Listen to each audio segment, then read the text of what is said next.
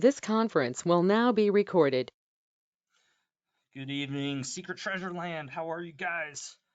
I think hopefully everybody's gotten in some great family time and really enjoyed the holidays here, if that's what you're celebrating at the end of the year. So I just want to touch briefly on New York. And I've got a picture in the background here. This is from the beach at Von Briesen Park. So you can see the statue from here. Now it's small. And so if you're asking me why he says look north towards the LB is from the dig spot. And this is not the dig spot. This is down on the beach, but it's right there.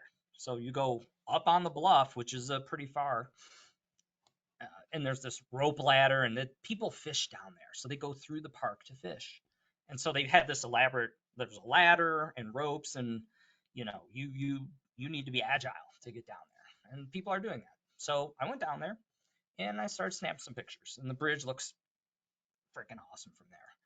But I did snap pictures, and so you can see it off my shoulder here. I circled it small, but you can see it. So that's the other thing I like about this spot. And I think he says gaze north towards the alley because if you don't have good eyes and it's not a clear day, then you won't see it. So I think he's acknowledging that it's really small. Yeah, but it's there. Okay. So here's my thing is I'm guessing a few people who are really looking at this and have a level head about them will realize Von Briesen himself is, I don't know, you can't get me off of him. He's that good. And it's that good of a fit, especially with the fair people. He's telling you the person's Prussian and German flavor. Find me another person who fits that. Okay, so our guy was really, really good friends with Teddy Roosevelt. He hung around with him. So anyway, when you start looking into Von Briesen, okay, and if there was a guy, and I've looked at 5 different puzzles, never ever in those 5 at least, and maybe the other ones, have I seen where someone is such a good fit. Like he's actually, I think Byron would have looked at him and seen some of himself in Von Briesen. He was successful. He owned his own business. He was a writer. He was creative and quirky. Like he wrote these, quirky puzzles poking fun at himself and other people. And I only know this from research. So Byron clearly has a quirkiness to him and a creative vein. And here's the thing, just a sidetrack for a moment. That Von Briesen, he was an upper crust guy, but he came over to this country in like 1853 or something. I mean, at 14, adventurous if nothing else, and he fought in the war, like he fought in the Civil War, and he had his own business, and he was hanging around with Teddy. Teddy's appointing him to commissions and stuff on Ellis Island, and he had this incredible home. It's not there anymore, down at the park. This the views from there. Hopefully you're seeing that, and I'll post more pictures. It's incredible. So this is an upper crust, really successful guy, and what does he do? He spends his time helping the most needy people, his own German people, immigrants who have nothing, nothing. And you can imagine back then, there's no rules and laws and stuff to protect these people. He could very well have just been living his great life, as a successful New York attorney. Yet he's his thing is helping the poorest of the poor. I know, not a lot about the guy, but I like super admirable. Like I feel I'm not doing anything for anybody by comparison. So like yeah, and you read some of his writings, and I posted a link out there. He's an eloquent writer, and English was not his native language, and it's eloquent and so respectful, and that was kind of the sign, the way people wrote back then. But so he's just so professional, and I feel like I feel like a complete loser compared to this guy. So would this be a guy? I'd love to hang out with this guy if I could. And I don't know, maybe Byron's not say so. This guy, the more you look at him, the more you like him, and the more you think, yeah, Byron would feature him. And then there's all these things in particularly fair people that back it up.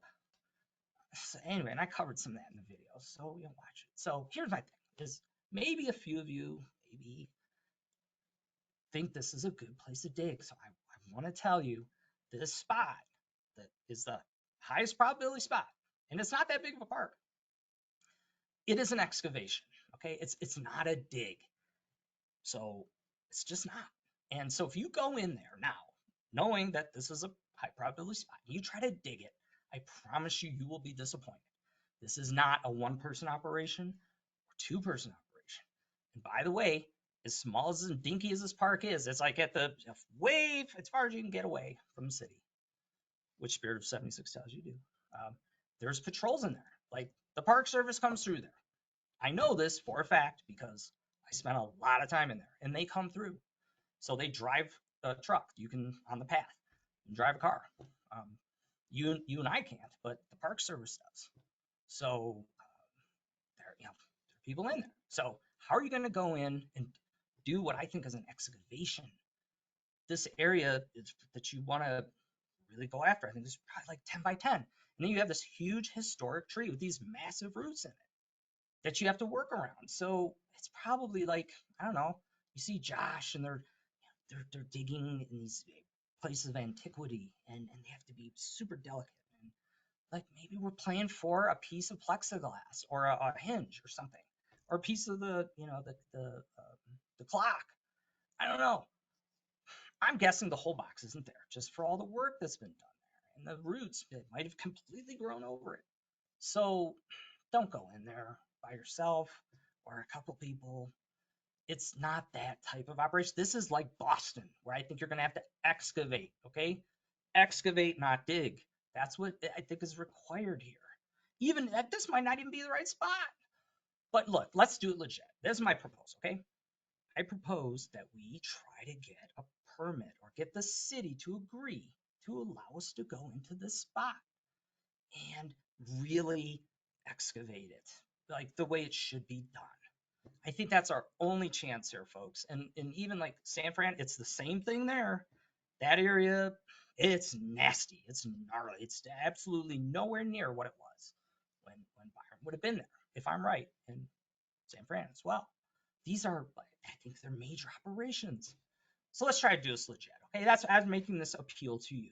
If you like this, let's do it legit. Let's get Josh. Maybe Josh would be interested in this one. I don't know. And look, if you aren't personally and Josh isn't, it is not going to break my heart. It's not. I'm trying to get these things found. I think this story needs to be told.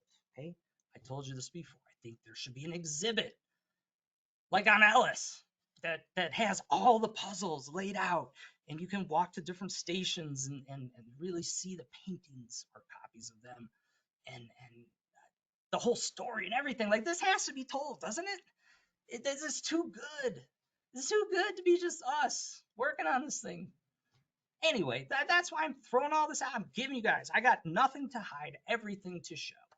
Because I hope that we can find these things or at least put them to bed, okay? So that's my appeal to you is get the people involved who could make a legitimate sanctioned excavation happen. Okay?